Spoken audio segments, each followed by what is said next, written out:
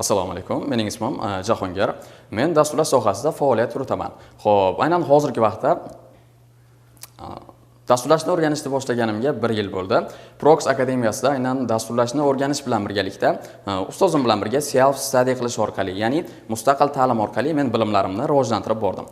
Va aynan bugungi kunda bizneslarni avtomatlashtirish bo'yicha faoliyat yuritamiz. Xo'p, asosiy yo'nalishimiz aynan biznes faoliyatini avtomatlashtirish, ulardagi operatsion samaradorlikni oshirish hamda ularni daromadini oshirish bo'yicha texnologik yechimlar berish. Xo'p, aynan real loyihalar orqali esa biz biznesni real muammolariga yechim beramiz.